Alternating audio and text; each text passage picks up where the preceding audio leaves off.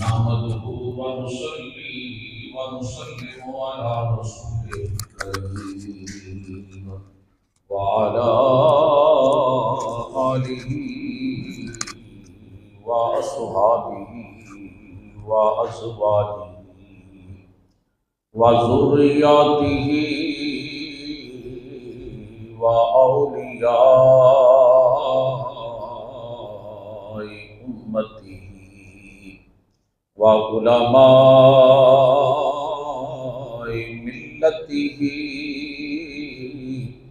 واتباعه عليهم أجمعين. أما بعد فأعوذ بالله من الشيطان الرجيم. بسم الله الرحمن الرحيم. رب هب لي من الصالحين. صدق الله مولانا العظيم وصدق رسوله النبي الكريم الأمين ونحن على ذلك من الشاهدين والشاكرين والحمد لله رب العالمين. وقال الله تبارك وتعالى في شان حبيبه مخبرا وآمرا إن الله وملائكته يصلون على النبي يا أيها الذين آمنوا صلوا عليه وسلموا تسليما. محبت سے پڑھیے صلی اللہ علیہ یا رسول اللہ وسلم علیہ یا حبیب اللہ صلی اللہ علیہ وسلم یا رسول اللہ وعلا آلک وصحابک یا نور اللہ صلی اللہ علیہ وسلم یا رسول اللہ وعلا آلک وصحابک یا خاتم النبیین.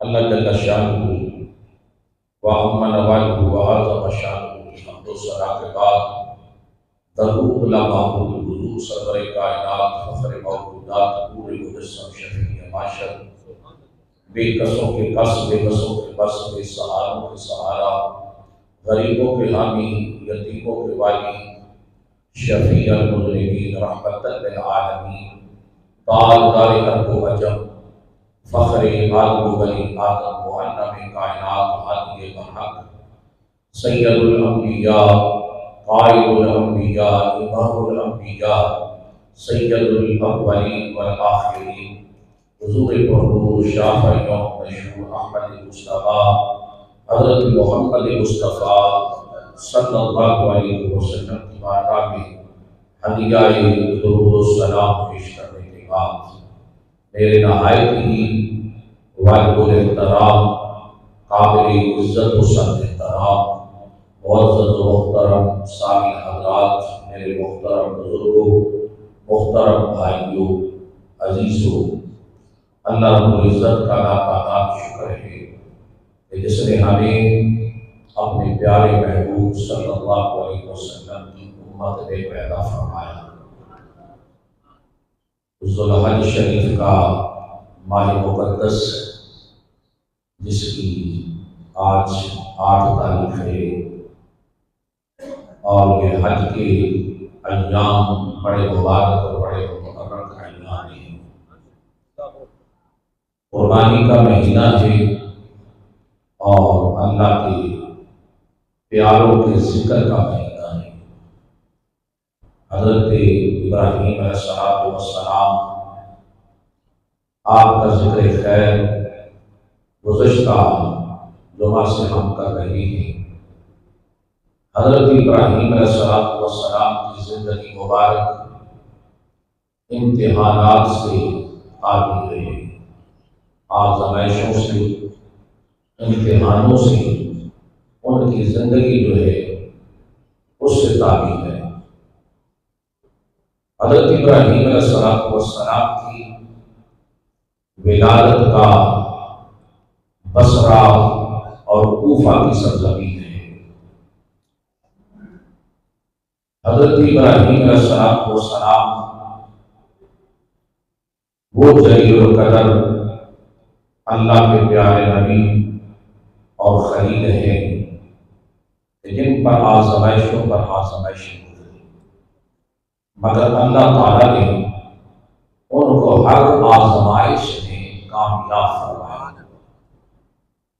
گزشتہ جمعہ ہم اسی پہ گفتگو کر رہے تھے، جو بندہ اللہ تعالیٰ کا ہو جاتا ہے پھر اللہ تعالیٰ اس کا محافظ کرتا ہے۔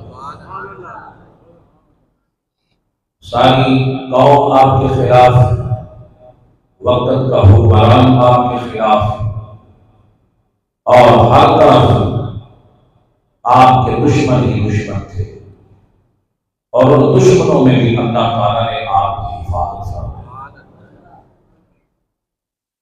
نار نمرود میں آپ کو ڈالا گیا، وہاں بھی اللہ نے ان کی حفاظت فرمائی۔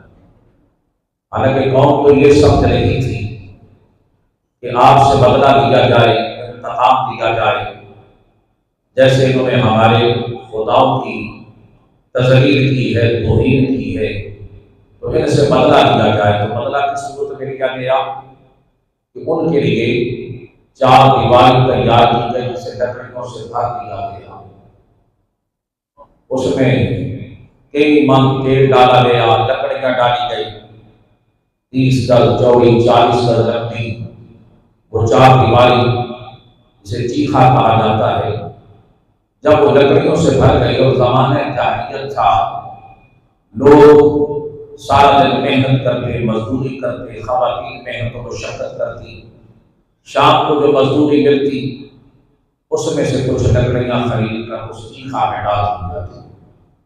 معاذ اللہ وہ لوگ اس کو بھی باعث ثواب سمجھنے لگے۔ حضرت ابراہیم علیہ السلام کے لیے جو چیخا تیار کی گئی، جب اسے آگ لگائی تو آگ کے شعلے اس قدر بلند ہوئے، اس قدر آگ بڑھتی، کئی روز تک آگ کو جلتی رہی۔ یوں سمجھو اس کی حدت اور تپش اتنی زیادہ تھی کہ اگر اوپر سے پرواز کرتا ہوگا، اگر کوئی جانور گزر جاتا، کوئی پرندہ گزر جاتا، وہ بھی جل کر کباب بن کر زمین میں گر جاتا۔ اللہ کے نبی حضرت ابراہیم علیہ السلام کو قید خانے سے باہر لایا گیا اور آگ میں پھینکنے کی تیاری مکمل ہو چکی تھی۔ اسی دوران آسمان دنیا پر ایک کہرام سا برپا ہو گیا کہ اے خدا بندہ، تجھے ایک کہنے والا، تیری توحید کے پرچم بلند کرنے والا اور تیری خاطر لوگوں سے لڑنے والا، آج اسے آگ میں ڈالا جائے گا۔ خالق کائنات نے جبرائیل امین کو فرمایا، جبرائیل جاؤ میرے خلیل کی مرضی اور منشا پوچھو۔ حضرت جبرائیل امین حاضر خدمت ہوئے، عرض کی حضور میں اللہ کی طرف سے آیا ہوں پیغام لے کر، میرے لیے کیا حکم ہے، میں آپ کی کیا خدمت کر سکتا ہوں؟ فرمایا جبرائیل میرے راستے سے ہٹ جا، اما الیک فلا، مجھے تیرے ساتھ کوئی حاجت نہیں، میں جانوں یا میرا رب جانے۔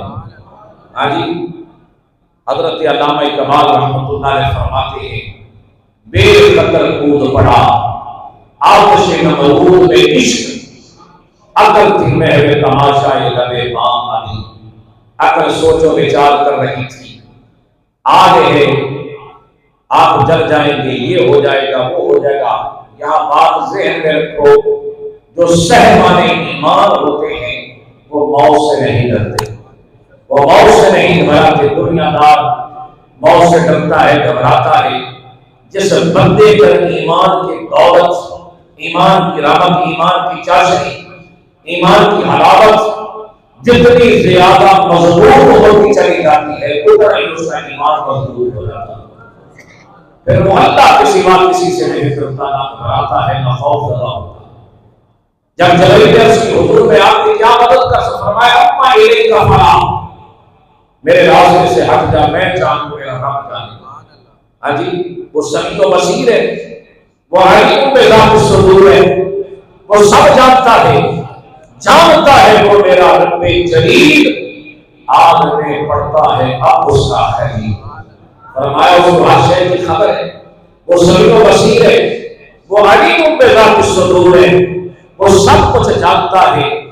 اب لوگ یہاں کہتے ہیں جی حضرت ابراہیم علیہ السلام نے جبرائیل کو وسیلہ بنایا، ان سے مدد نہیں مانگی، اب تو نبیوں بندوں سے مدد مانگتے ہو۔ بڑے چند زبانوں کے ساتھ اس طرح کے اعتراض عقیدہ یا سنت پہ اعتراض ہوتا ہے کہ نبیوں بندوں سے مدد مانگتے ہو۔ حضرت ابراہیم علیہ السلام نے فرمایا کہ مجھے تیرے ساتھ کوئی حاجت نہیں، تیری مدد کی ضرورت نہیں، ڈائریکٹ مانگنا چاہیے۔ میں نے کہا کوئی شرم کر، کو حیا کر، کس پہ حملہ کر رہا ہے؟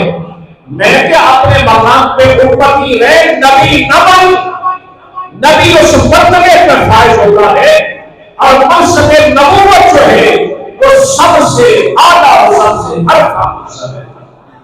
اور منصب بھی وہ کہ حضرت ابراہیم علیہ السلام کا مقام ہمارے آقا سے پہلے حضور کے سوا سارے نبیوں میں سب سے بلند ہے، سارے نبیوں میں سب سے اعلیٰ، سب سے ارفع حضرت ابراہیم علیہ السلام کی ذات ہے۔ مدد تو اس سے مانگی جاتی ہے جو خود سے زیادہ طاقتور ہو، سب سے زیادہ اعلیٰ ہو، مرتبے میں، مقام میں، پاور میں، طاقت میں، اس سے مدد مانگی جاتی ہے۔ میں کہ حضرت ابراہیم علیہ السلام اس منصب پر، اس مقام پر فائز تھے کہ اس سے آگے اللہ کی ذات کے سوا کسی سے مدد مانگی ہی نہیں کر سکتے۔ آپ سے چھوٹے سے مدد مانگی جاتی ہے۔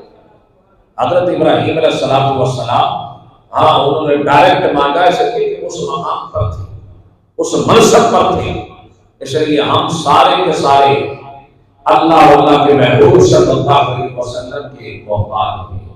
بلکہ اعلیٰ حضور فرماتے ہیں سارے نبی اور سارے رسول بھی کل کو ہمارے حضور کے دروازے پہ آئے، وہ بھی حضور کے در پہ آ کر فریاد کریں۔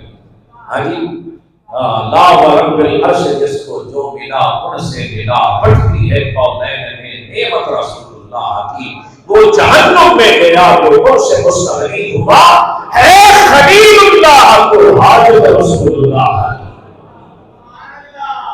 حضرت ابراہیم علیہ السلام کے لیے وسیلہ ہوگا مگر وسیلہ مصطفیٰ کا ہوگا، وہ ذات مصطفیٰ کا وسیلہ ہوگا۔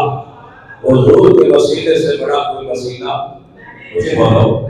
فرمایا اما الیک فلا، ہٹ جا میرے راستے سے، مجھے تیری ضرورت، تیرے ساتھ کوئی حاجت نہیں۔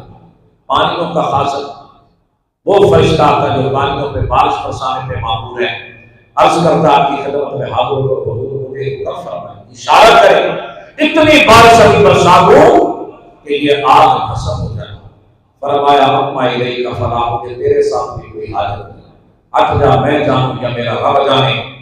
طوفانوں کا فرشتہ، ہواؤں کا فرشتہ آپ کی خدمت میں حاضر ہو کر کہتا حضور مجھے حکم دیں، اشارہ کریں، اتنی اللہ کے حکم سے ہوا چلا دوں گا کہ یہ ساری آگ اڑ کے دشمنوں کے گھروں کو خاکسر کر دے گی، ختم کر دے گی، جلا دوں گا۔ آپ نے فرمایا تو بھی میرے راستے سے ہٹ جا، میں جانوں میرا رب جانا۔ اگر میری جان جانے سے میرا رب خوش ہوتا ہے تو یہ وہ سودا سستا ہے، اس لیے جو ایمان والے ہوتے ہیں وہ موت سے ڈرتے نہیں ہیں۔ علامہ فرماتے اگر سوچ رہی تھی یہ ہو جائے گا، عشق کہہ رہا تھا ابراہیم نے جلدی کا، بے خطر کود پڑا آتش نمرود نے عشق، اگر ہے محو تماشائی لبے بام ابھی، جب آپ آگ میں ڈالا گیا دشمن خوش ہو رہے تھے کہ ہم نے انتقام لے لیا، بدلہ لے لیا، ابراہیم علیہ السلام ختم ہو جائیں گے، مگر میرے رب نے فرمایا یا دار القومی برتم و سلام علی ابراہیم، اے آج سلامتی والی ہوگا، گلزار دائیں بائیں جتنی آگ تھی وہ آگ تھی جو حضرت ابراہیم علیہ السلام کے جسم کے ساتھ لگی ہوئی تھی، وہ آگ نہیں تھی، وہ بات تھا، وہ گلاب تھے، وہ پھل تھے، وہ پھول تھے۔ یعنی فرمایا ابراہیم پر سلام کی باری ہو جا۔ اللہ نے قید لگائی کہ ابراہیم پر سلام کی باری ہو جا۔ اگر یہ قید نہ لگائی جاتی تو یاد رکھو ساری آگ کی تپش ختم ہو جاتی، کوئی بھی آگ سے نفع حاصل نہ کر پاتا، مگر میرے رب نے تجھے یاد اے آگ ٹھنڈی ہو جا، سلامتی والی ہو جا، برمت و سلام علی ابراہیم، میرے ابراہیم پر۔ اب جب آپ صحیح و سلامت باہر تشریف لائے آگ سے، وہ رسیاں جن کے ساتھ آپ کو باندھا گیا تھا صرف وہی چلی۔ حضرت ابراہیم علیہ السلام کا پورا جسم اطہر جو ہے وہ صحیح اور سلامت ہے۔ آپ اس عظیم برہان کو موجزے کو دیکھ کر نمرود کی بیٹی کلمہ پڑھ کے مسلمان ہو گئی، بہت سارے لوگوں کو دعوت ایمان نصیب ہو گئی۔ حضرت ابراہیم علیہ السلام کا یہ معجزہ دیکھ کر چاہیے تو یہ تھا کہ ساری قوم آپ کے قدموں میں گر جاتی، وقت کا حکمران بھی طائب ہو جاتا، وہ بھی عقیدہ توحید میں آ جاتا، اللہ کے نبی پر ایمان لے آتا، مگر وہ بدبختوں کے مقدر میں ایمان نہیں تھا۔ اللہ تعالیٰ کا جو بندہ ہو جاتا ہے پھر اللہ تعالیٰ اس کی جان کا محافظ بن جاتا ہے، اللہ تعالیٰ اس کی حفاظت فرماتا ہے۔ حضرت ابراہیم علیہ السلام اب جناب بڑھاپے کی تحریزوں کی طرف بڑھ رہے ہیں، بڑھاپے کی طرف جا رہے ہیں۔ عمر مبارک 20 سال ہو گئے شادی کو۔ حضرت سائرہ رضی اللہ تعالیٰ عنہا کی پہلی آہیہ ہے، مگر ان کے بدن سے کوئی اولاد نہیں ہے۔ اب وہاں سے یہ چلے آپ اور حضرت سائرہ، تیسری ہستی حضرت لوط علیہ السلام، 3 افراد پر یہ مشتمل قافلہ۔ فرمایا میں اپنے رب کی طرف جا رہا ہوں، میرا رب مجھے ضرور راستہ عطا فرمائے گا۔ وہاں سے نکلے، شام کی طرف سفر جاری ہے۔ راستے میں ایک بستی، ایک مقام آیا۔ آپ نے حضرت لوط علیہ السلام سے فرمایا آپ اس بستی کی طرف تشریف لے جائیں، اللہ نے آپ کو اس علاقے کے لیے نبی بنا کے بھیجا۔ خود اور آپ کی اہلیہ آگے بڑھے۔ ایک جگہ ایک بادشاہ کی رعایتی سلطنت تھی اور بادشاہ بڑا ظالم تھا، ظالم، شرابی، بدماش، اور جن حکمرانوں میں یہ لت پڑ جاتی، زنا کی، بدکاری کی، عیاشی کی، وہ قومیں بھی برباد ہوتی اور حکمران بھی تباہ و برباد ہو جاتے ہیں۔ اس نے اپنے گرندے باہر شاہراہ پر روڈ پر کھڑے کر رکھے تھے، ناکا لگا ہوا تھا، جو بھی خوبصورت عورت وہاں سے گزر کے اس کو اٹھا لیا جاتا، بادشاہ اس کو اپنی حوث کا نشانہ بناتا۔ حضرت ابراہیم علیہ السلام اپنی اہلیہ کے ساتھ جب وہاں سے گزر رہے تھے تو بادشاہ کی کنیتوں نے آپ کو بھی روکا، اور جب آپ سے پوچھا گیا کہ یہ آپ کے ساتھ کون ہے، حضرت ابراہیم علیہ السلام نے پہلے ہی ان کو بتا دیا کہ اگر میرے بارے میں پوچھیں تو یہ نہیں کہنا کہ میرا شوہر ہے، بلکہ کہنا میرا دینی بھائی ہے۔ اگر شوہر کا کہا جاتا تو اس کے شوہر کو قتل کر دیا جاتا اور بیوی کو اٹھا کر بادشاہ کے سامنے پیش کیا جاتا۔ حضرت ابراہیم علیہ السلام نے جیسا حکم دیا ویسا ہی حضرت سائرہ نے ان سے فرمایا کہ یہ میرے اسلامی یعنی میرے دینی بھائی ہیں۔ بادشاہ کے پرندوں نے حضرت ابراہیم علیہ السلام کو نہیں چھوڑ دیا، حضرت سائرہ کو لے کر بادشاہ کے محل میں داخل ہوئے اور بادشاہ کے سامنے جب ان کو پیش کیا گیا، حضرت سائرہ نے دیکھا کہ بادشاہ کے عزائم اس کے ارادوں کو بھانپ کر سمجھ گئی کہ اس کے ارادے نیک نہیں ہیں۔ آپ نے دیکھ کے کہا بادشاہ سلامت تھوڑی دیر کے لیے ٹھہر جا، مجھے اپنے رب کو سجدہ کر دینے دے۔ حضرت علامہ اقبال فرماتے وہ ایک سجدہ جسے تو گھراؤ سمجھتا ہے ہر ہزار سجدوں سے دیتی ہے بندے کو نجات۔ یعنی جب مصیبت آئے، تکلیف آئے تو فرمایا رب کو یاد کرو، اللہ تعالیٰ سے مدد مانگو، اور جب بندہ نماز میں کھڑا ہوتا ہے تو وہ اللہ تعالیٰ سے راز و نیاز کی مانگے کرتا ہے۔ تو فرمایا کہ مصیبت کی گھڑی آ جائے، تکلیف آ جائے، رنج و غم آ جائے، مصائب و آلام آ جائیں تو فرمایا پھر اپنے رب کی طرف رجوع کرو۔ یا ایھا الذین آمنوا استعینوا بالصبر والصلاۃ، اے ایمان والو مصیبت میں، تکلیف میں اللہ تعالیٰ سے نماز اور صبر سے مانگو، نماز اور صبر سے مدد مانگو۔ اور مومن کا سب سے بڑا ہتھیار ہے وہ نماز ہے، وہ صبر ہے اور وہ دعا ہے۔ حضرت سائرہ نے جناب والا مصلی پہ کھڑی ہو گئی، آپ نے نماز شروع کر دی، نماز سے فارغ ہوئی، ہاتھ اٹھا کر اللہ کی بارگاہ میں دعا کی، یا اللہ اس ظالم کے شر سے بچا، اس کے ناپاک ارادوں سے میری حفاظت فرما۔ اب آپ دعا مانگ رہی تھی، بادشاہ کے صبر کا پیمانہ لبریز ہوتا جا رہا تھا، اس نے آپ کی طرف ہاتھ بڑھایا، دست راضی کی، ایسے ہاتھ بڑھایا ہی تھا کہ اس کا ہاتھ شل ہو گیا۔ جب ہاتھ شل ہو گیا زمین پہ گشی کھا کر گر پڑا۔ جب ہوش آیا پھر جسارت، دوسری مرتبہ بھی ایسا ہوا، تیسری مرتبہ پھر اس نے جسارت کی، تیسری مرتبہ بھی ایسا جھٹکا لگا کہ گشی کھا کے زمین پہ گر گیا۔ جب تیسری مرتبہ ہوش آیا کہنے لگا یہ کوئی جادو کرنی معلوم ہوتی ہے۔ اس سے پہلے ہاجرہ نامی خاتون آئی تھی، وہ بھی ایسی تھی، ان دونوں کو فوراً میرے محل سے نکال دو۔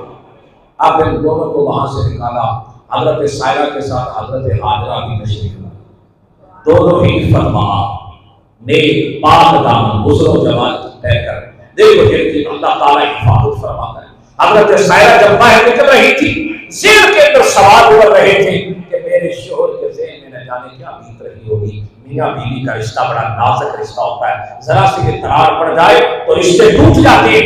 یعنی ذہن میں خیال کر رہا تھا کہ میرے شوہر کے ذہن میں نہ جانے میرے بارے میں کیسے کیسے خیال آ رہے ہوں گے کہ میری اہلیہ کے ساتھ نہ جانے اندر کیا سلوک ہوگا۔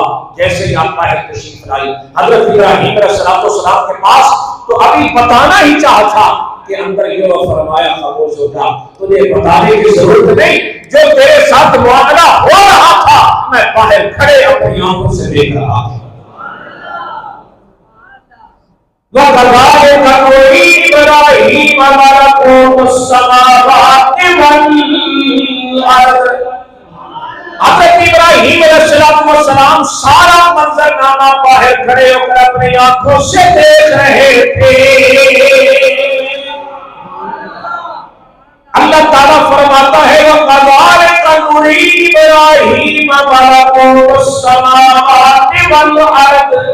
فرمایا ہم نے ابراہیم علیہ السلام کے سامنے سے نگاہوں کے سامنے سے زمین و آسمان کے سارے خزانوں کے پردے اٹھا دیے۔ فرمایا اے میری بیوی صاحبہ، میں تو باہر کھڑے ہو کر سب کچھ دے رہا تھا، اللہ تعالیٰ اپنے نبیوں کے سامنے سے حجاب اٹھا دیتا۔ جب آپ اوپر تکتے تو آپ کی نگاہ عرش معلیٰ کو بھی کراس کر جاتی، جب نیچے تکتے تو نگاہ بہتر سرا تک پہنچ جاتی۔ یہ تو حضرت ابراہیم علیہ السلام کی نگاہ کا کمال ہے، پھر نگاہ مصطفیٰ کا کمال کیا ہوگا؟ محمد سے کہے سبحان اللہ۔ پھر نگاہ مصطفیٰ کا کمال کیا ہوگا؟ حضرت ابراہیم علیہ السلام آگے بڑھے اپنی منزل کی طرف، جیسا کہ عرض کر رہا تھا کہ 20 سال شادی کو ہو گئے مگر اولاد، بولو اولاد کون دیتا ہے؟ اچھی بولو۔ جدا عقیدہ کوئی ہو رہے کہ شاید کوئی پیر دیندہ ہے یا فلان دیندہ ہے یا کوئی حکیم دیندہ ہے یا کوئی ڈاکٹر دیندہ ہے یا کوئی طبیب دیندہ ہے، نہیں، اولاد دینے والی اللہ کی ذات ہے۔ مگر میرے رب نے قرآنی دعائیں عطا فرمائی، فرماؤ پہ عمل کرو۔ بندہ بھی فٹ ہونا چاہیے، بندہ اچھی بولو صحت مند ہونا چاہیے، توانا ہونا چاہیے۔ اولاد اللہ تعالیٰ دیتا ہے۔ 20 سال ہو گئے حضرت ابراہیم علیہ السلام کو اولاد اچھی بولو نہیں، رب سے شکوہ بھی کوئی نہیں کیا۔ یہاں تک کہ گھر اجڑ جاتے ہیں نا، 1 سال 2 سال 3 سال اولاد کی نعمت نہ ملے تو بندے گھبرا جاتے ہیں نا کہ اولاد نہیں مل رہی۔ اور عائد وظائف کرنا کوئی بری بات نہیں ہے، اگر کوئی عائد وظائف کسی کو دے دیتا ہے تو یار اس پر عمل کر لو، یہ قرآنی دعائیں ہیں یہ پڑھو۔ علاج معالجہ کرانا بھی میرے حضور کی سنت ہے، مگر اولاد اللہ تعالیٰ ہی دیتا ہے۔ حضرت ابراہیم علیہ السلام کی اہلیہ حضرت سائرہ نے اشارہ کیا حضرت حاجرہ کی طرف، فرمایا آپ ایسے کریں، ان سے عقل فرما لیں۔ حضرت ابراہیم علیہ السلام نے حضرت حاجرہ سے دوسرا نکاح کیا، اور جب نکاح کیا تو اللہ کی بارگاہ میں ہاتھ اٹھا کر دعا فرمایا رب ہب لی من الصالحین،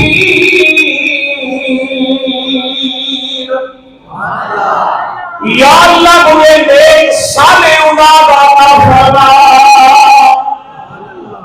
اولاد کے لیے دعا مانگنا نبیوں کی سنت ہے، حضرت ابراہیم علیہ السلام کی سنت ہے۔ فرمایا جس کو اولاد نہیں ملتی یہ وظیفہ اپنا معمول بنا لے، اور دعا مانگے صبح و شام اللہ کی بارگاہ میں دعا کرے، نماز پڑھ کے دعا کرے، اور کیا دعا مانگے؟ رب حبلی من الصالحین،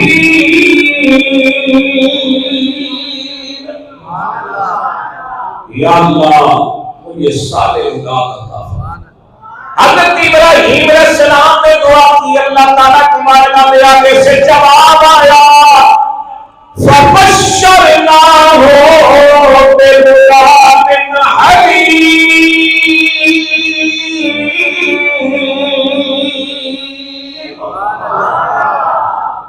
جن میں محبت نہ پڑھ رہا آپ طرح سبحان اللہ نہیں کہہ رہے، محبت سے کہنا سبحان اللہ۔ تو قرآن ہمارا ایمان ہے۔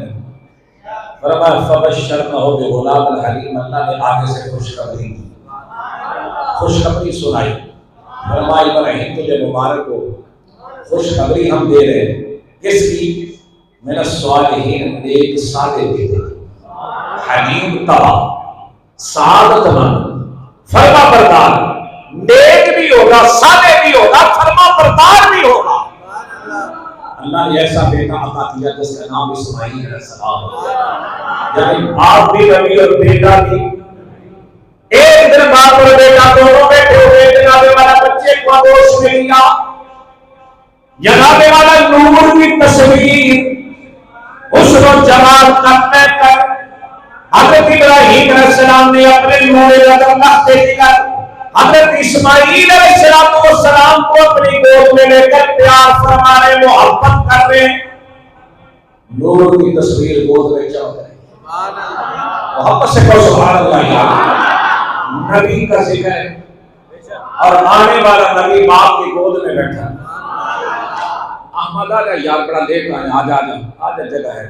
بہرحال تو میں آپ سے یہ اس لیے بار بار کہتا ہوں کہ جب آپ سبحان اللہ کہتے ہیں نا یار، ہمیں بھی تھوڑی سی انرجی مل جاتی ہے۔ تو نبیوں کا ذکر تو ویسے ہی برکت والا ذکر ہے، محبت کے ساتھ جب اللہ کے پیاروں کا ذکر ہو تو محبت سے سننا چاہیے۔ حسن و جمال کا پیکر، نور کی تصویر، باپ کی گود میں۔ ارے بچہ تو جیسا بھی ہو، ماں ہو باپ، اس کو بھلا لگتا ہے یا نہیں؟ پیارا لگتا ہے نا؟ اسی بولو، یہ تو کوئی صاحب اولاد ہی جانتا ہے نا، جو ہے ہی بے اولادہ اس کو کیا پتا ہے؟ ہاں جی، اس کو بولو کیا پتا ہے باپ کے اولاد کی اہمیت کیا ہوتی ہے؟ بعض بندے پتھر دل ہوتے ہیں، ایسے ہی گزرتے جاتے کو بچہ لے کر دھکا مار کے ٹور جاتے ہیں۔ ہاں جی، ہاں ایسے ہی جھڑک دیتے۔ نہیں، بچوں کو جھڑکنا نہیں چاہیے، بچوں سے پیار کرنا، ان سے محبت کرنا۔ ہاں جی، تو حضرت ابراہیم علیہ السلام گود میں لے کر بیٹھے ہیں، پیار کر رہے ہیں، محبت کر رہے ہیں۔ میرے رب کی طرف سے حکم آ گیا، ابراہیم تجھے اس سے زیادہ محبت ہے یا مجھ سے زیادہ محبت ہے؟ یہ تجھے زیادہ پیارا لگتا ہے یا میں پیارا لگتا ہے؟ دیکھو نا، بندے کو تین چیزیں سب سے زیادہ محبوب ہوتی ہیں: اولاد، مال اور اپنی جان۔ حضرت ابراہیم علیہ السلام تھے، اپنی جان کی بھی پرواہ نہیں کی، اب دوسری نعمت اللہ نے اولاد دی۔ ہاں جی، تو رب پوچھ رہا ہے ابراہیم تجھے یہ زیادہ پیارا ہے یا میں زیادہ پیارا ہوں؟ اس سے زیادہ محبت ہے یا مجھے زیادہ چاہتا ہے؟ عرض کی مولا یہ تو اسماعیل ہے کہ ہزاروں بھی ہوں تو تجھے قربان، تیری محبت پر، اسی بولو تیری محبت پر قربان۔ حضرت ابراہیم علیہ السلام جب یہ سے فرمایا کہ ایسے کر، اس کو اور اس کی ماں کو جنگل میں چھوڑا، عرب کے جنگلوں میں چھوڑا۔ حضرت ابراہیم علیہ السلام نے سواری تیار کی، خود بیٹھے بچے کو پکڑا، ماں کو بٹھایا، چلتے چلتے آ رہے، جنگلوں سے ویرانوں سے گزرتے آ کر ایک ایسا مقام آیا، تک وہ دک صحرا، دور دور تک نہ سبزہ ہے، نہ کوئی ہریالی ہے، نہ کوئی پھل ہے، نہ کوئی پھول ہے، نہ کوئی بشر ہے، نہ کوئی انسان ہے، نہ کوئی دکان ہے، کسی شے کا بھی کوئی آثار موجود، دور دور تک جناب والا جیسے چولستان ہے، ریگستان ہوتا ہے، تب وہ دک دیدے پہاڑیاں، ایسا مقام آیا، وہاں سواری روک لی، بیوی کو کہا دیا نیچے اتر جاؤ، بچہ بھی اتارا، ماں اور بیٹا دونوں ایک چٹان پہ بیٹھ گئے۔ آپ سواری سے نیچے نہیں آ رہے، ماں نے سمجھا ہوگا کہ شاید ابھی تھوڑی دیر میں اتریں گے، آرام کریں گے، اپنی منزل کی طرف آگے بڑھیں گے، مگر آپ بجائے رکنے کے، ٹھہرنے کے، سواری کا رخ موڑ دیا واپس۔ بیگم نے عرض کی حضور مجھ سے کوئی خطا ہوگی، غلطی ہوگی، آپ ہمیں یہاں بٹھا کے جا رہے ہیں؟ فرمایا یہ میرے اللہ کا حکم ہے۔ کس کا حکم ہے؟ ایسا جملہ زبان سے نکلا کہ یہ میرے رب کا حکم ہے۔ فرمایا اگر اللہ کا حکم ہے تو ہم اللہ کی رضا پر راضی ہیں۔ اللہ تعالیٰ کسی کو ضائع نہیں کرتا۔ وہاں بٹھایا، تھوڑا سا ساز و سامان خرد و نوش کی جو چیزیں تھی کھانے پینے کی، پانی دیا، کچھ چیزیں دی ان کو، وہاں اللہ کے سپرد کر کے چل دیے۔ جگہ کون سی ہے؟ یہاں آج بیت اللہ شریف ہے، مکہ مکرمہ، روشن زمین۔ مظاہر کے آثار نہیں تھے۔ آج سے تقریباً کوئی سمجھ لیں 14,000 سال یا 15,000 سال پہلے تو یہ منظر نہیں تھا۔ حضرت ابراہیم علیہ السلام کی نگاہیں تو دیکھ رہی تھی بظاہر بیت اللہ شریف کی دیواریں، یا یہ جیسے آج بنا ہوا ہے اس طرح موجود نہیں تھا۔ جیسے حضرت آدم علیہ السلام کے دور میں سب سے پہلے بیت اللہ شریف تعمیر ہوا، پھر طوفان نوح آیا، اس میں دیواریں منہدم ہو گئی، کوئی بظاہر آثار نہیں تھے۔ آنے والے جانے والے وہاں سے گزرتے خوف زدہ ہو جاتے، ہولناک منظر تھا۔ میں نے کہا میری آپ کی نگاہیں کچھ نہیں دیکھ رہی تھی، مگر حضرت ابراہیم علیہ السلام کی نگاہ دیکھ رہی تھی، ان کی نگاہ دیکھ رہی تھی۔ یہ دوست آپ کے پاس آ رہے ہیں، یار مصطفیٰ ذرا خود کے تعاون فرما دیں۔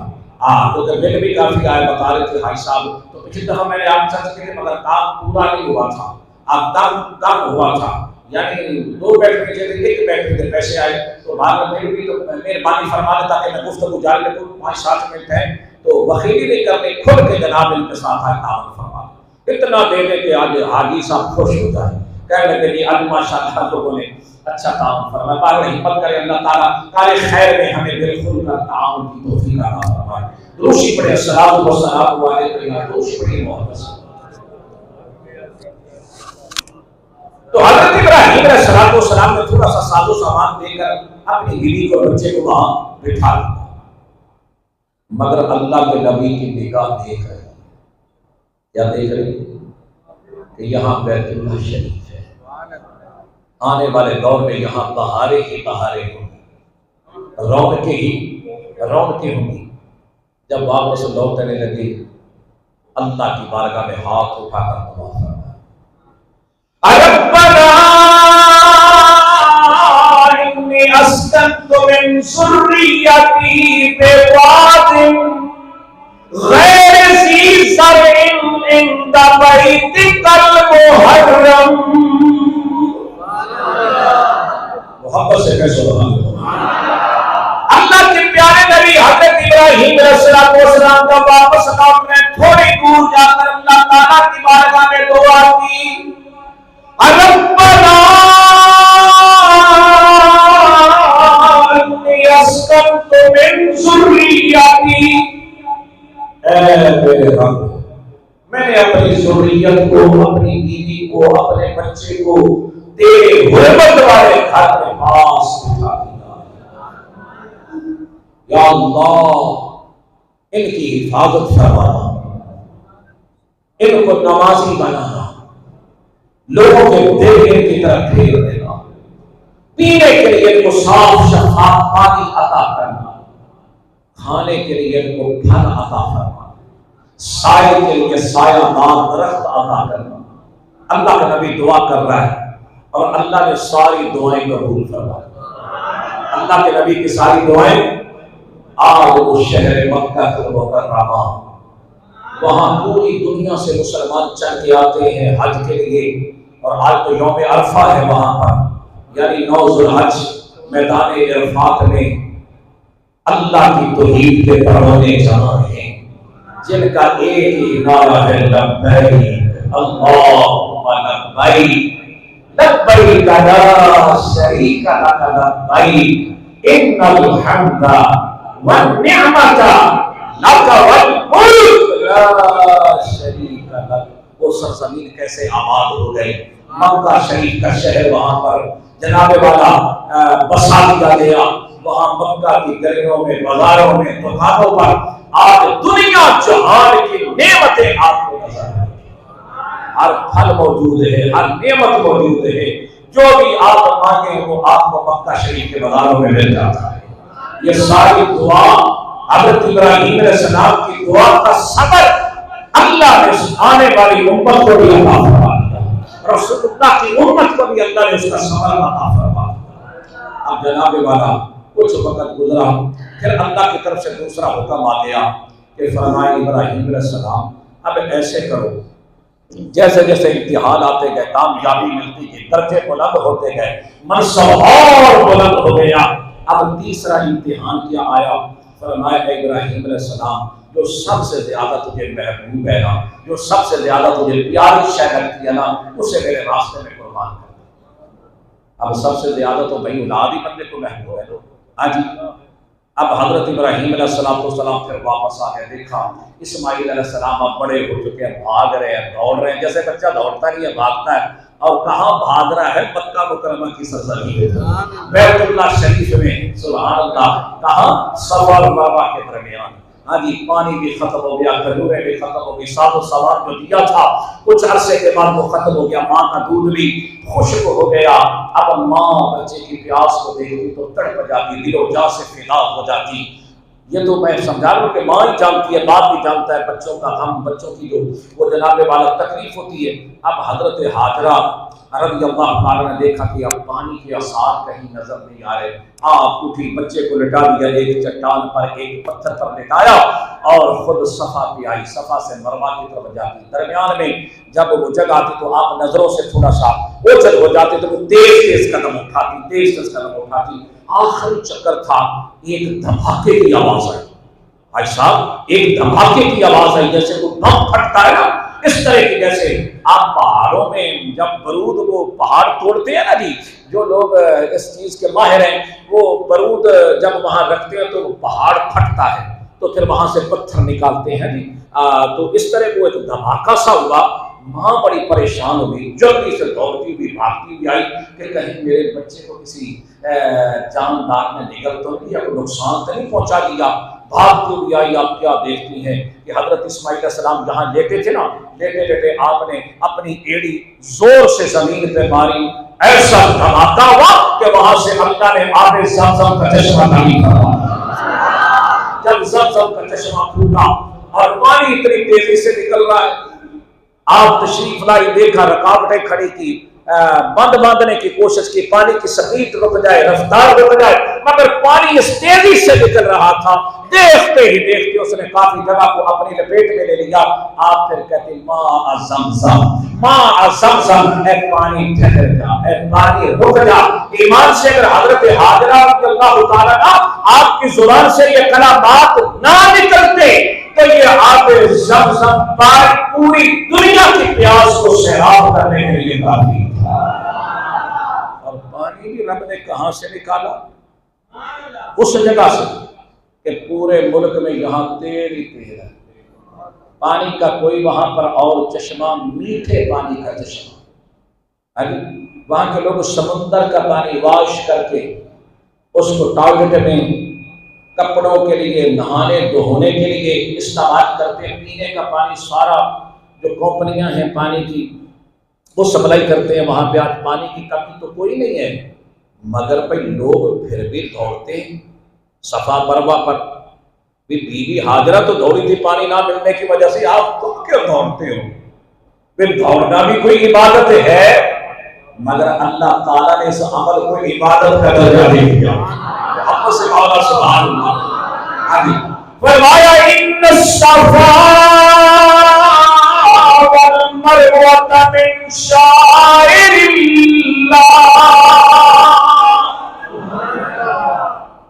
فرمایا صفا اور مروہ میری نشانیاں ہیں ان کی تعظیم کرو اللہ کیا فرماتا ہے کہ بھائی سفر مروہ نشانیاں بن گئی حضرت ہاجرہ رضی اللہ تعالیٰ کے قدموں کی وجہ سے وہ صفا سے مروہ مروہ سے صفا 7 چکر لگائے میرے رب نے آنے والوں کے لیے لازم کر دیا رسول اللہ صلی اللہ علیہ وسلم نے سنت کو ادا کیا، تمام صحابہ نے سنت کو ادا کیا، اولیاء اللہ نے سنت کو ادا کیا، ہر سال 30-40 لاکھ مسلمان اس سنت کو ادا کرتے ہیں۔ سال بھر دنیا سے آنے والے مسلمان وہ کریں جو عمرہ کے لیے جاتے ہیں، جب تک صفا مروہ پر 7 چکر نہیں لگاتے، فرمایا آنا جب تک یہاں نہیں دوڑے گا نہ تیرا حج قبول ہوگا نہ تیرا عمرہ قبول ہوگا۔ تو صفا مروہ کو اللہ نے شاعر اللہ بنا دیا کہ یہاں حضرت حاجرہ کے قدم لگے، اسماعیل علیہ السلام کے قدم لگے، وہ پانی برکت والا ہو گیا، یعنی جس جگہ اسماعیل کے قدم لگے وہ پانی آب زمزم بن گیا، جس جگہ حاجرہ سلام اللہ علیہ کے قدم لگے وہ جگہ صفا مروہ کے شاعر اللہ بن گئے، جس جگہ ابراہیم خلیل اللہ کے قدم لگے اللہ تعالیٰ نے اسے مصلی بنا متخذ من مقام ابراہیم مصلی، فرمائے سے مصلی بنا لو، اے عمرہ کرنے والو، اے حج کرنے والو، جب طواف کر لو تو فرمایا مقام ابراہیم کے سامنے آ کر صلی رکعتین 2 رکعت نماز ادا کرو۔ فرمایا رکھنا میرے نبی نے قدمات سر، فرمایا شرک دا ڈھونڈا پٹن والے آج جدو امام کعبہ دا مصلی بچھایا جاتا ہے نا جناب، اگر جیسے مغرب اور عشاء کی نماز، کیونکہ صبح ظہر اور عصر میں ذرا دھوپ ہوتی ہے تو جناب والا کو مسجد میں مصلی بچھا دیتے ہیں، اب مغرب کی نماز عشاء کی نماز مصلی بچھاتے مقام ابراہیم کے سامنے۔ میں پوچھیا جناب خیر ہے، سارا حرم موجود ہے، مسجد حرام موجود ہے، مصلی اٹھا کے یہاں کے آئے ہو تو جگہ اور بدل لو، کسی اور جگہ بچھاؤ۔ آگے سے جواب مولانا آپ نہیں جانتے یہاں برکت ہے، برکت ہے، میں کہ برکت تیرے ابے کی ہے، برکت بھی دسنا کس کی ہے؟ میں کہ برکت تو ہے نبی کے قدموں کی، اللہ کے پیارے خلیل نے جو کہ یہاں کھڑے ہو کر بیت اللہ تعمیر کیا تھا نا، حضرت ابراہیم علیہ السلام نے اسماعیل علیہ السلام نے کعبۃ اللہ کی دیواروں کو بلند کیا تھا، اس پتھر میں کھڑے ہو کر یہ پتھر لفٹ کا کام دیتا تھا، آگے اشارہ کرتے آگے لے جاتا، پیچھے اشارہ کرتے پیچھے آ جاتا، اوپر جانا ہوتا پتھر اوپر لے جاتا۔ پتھر جاندار ہوتا ہے یا بے جان؟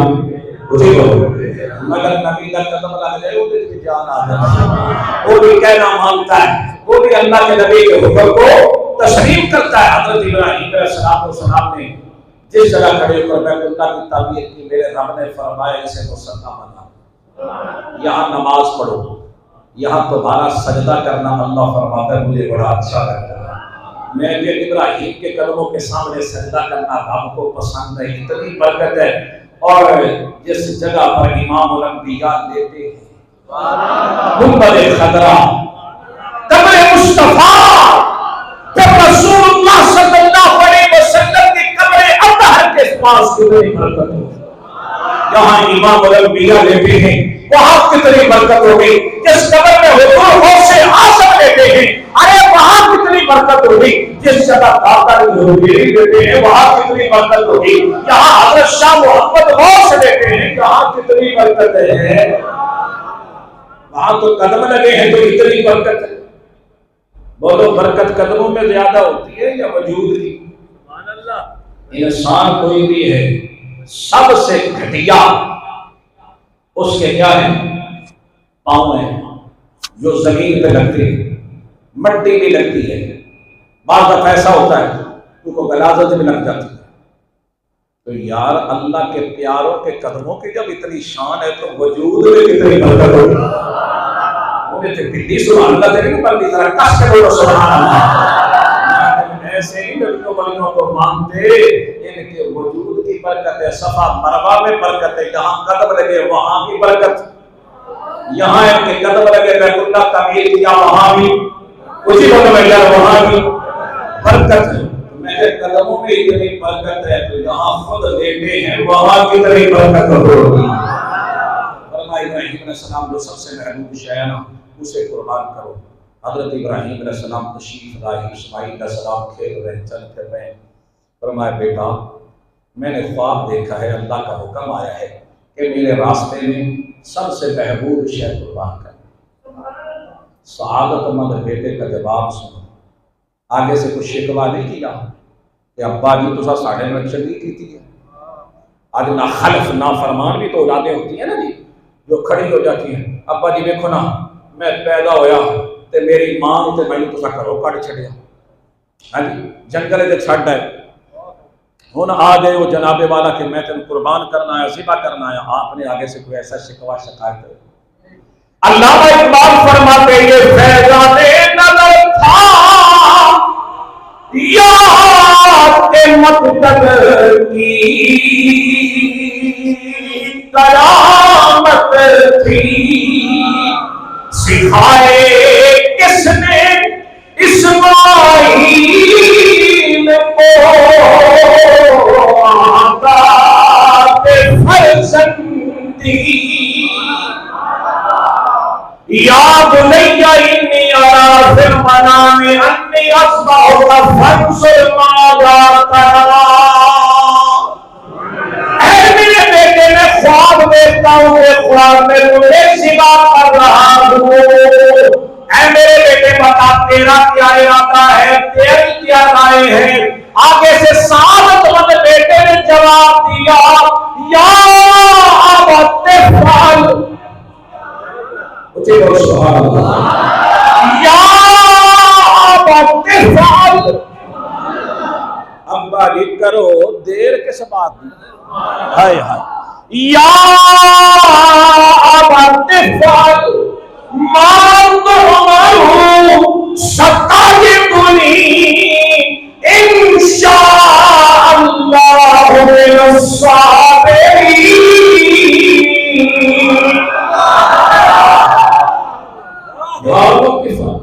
ابا جی آپ کل گزرے یا ابت فرمان جو اللہ نے آپ کو حکم دیا اپنے حکم کو پورا کریں، اللہ کے حکم کو پورا کریں، اور آپ انشاءاللہ اس عاجز کو سعادت مند پاؤ گے، شکوہ اور شکایت کا موقع نہیں ملے گا۔ باپ بھی راضی بیٹا بھی راضی، دونوں اللہ کی رضا پر راضی ہو گئے۔ باپ نے چھری لی، رسی لی، وادی مینا میں لے کے آ گئے، مینا کے دامن میں بیٹے کو پیشانی کے بل لٹا دیا، چھری حلق پہ رکھی، کوشش کی مگر چھری کاٹتی کوئی نہیں، دوبارہ تیز کر کے پھر کوشش کی، پھر نہیں کاٹتی، تیسری مرتبہ کوشش کی، چھری کو مخاطب کیا کیا وجہ ہے؟ میرے بیٹے کا حلق اتنا سخت تو نہیں، میرے ریشم سے زیادہ نرم ہے، پتھر پہ ماری، پتھر کو کاٹ دیا، فرمائی سے کیوں نہیں؟ چھری نے عرض کی مولا اگر تو مجھے بولنے کی زبان دینا، تیرے خلیل اور میں بھی کو دو گلہ کرنا ہوں، ہاں جی اللہ نے زبان دی، فرمایا خلیل اللہ آپ کا حکم ہے کاٹو، مگر رب جلیل کا حکم ہے خبردار، خبردار اس کا بال بھی کاٹا، ہاں جی تیری مانو یا رب جلیل کی مانو، ہاں جی یہ فیضان نظر تھا یا کہ مقتدر کی کرامت تھی، سکھائے کس نے اسماعیل کو آداب فرزندی، مکتب کہتے ہیں درسگاہ کو، اس کو بولتے ہیں پہلی درسگاہ، پہلا مکتب ہے ماں کی گود، ماں کی آغوش، یہاں سے زندگی کا نصب و عین ملتا ہے، ماں بھی صابرہ شاکرہ، باپ بھی اللہ کی رضا پر راضی، تو میرے رب نے فرمایا اسماعیل ہاں آج باپ اور بیٹا اللہ کی رضا پہ جناب والا راضی پر عمل کر رہے ہیں، میرے رب نے فرمایا جبریل جلدی کر جنت سے میٹا دے دو،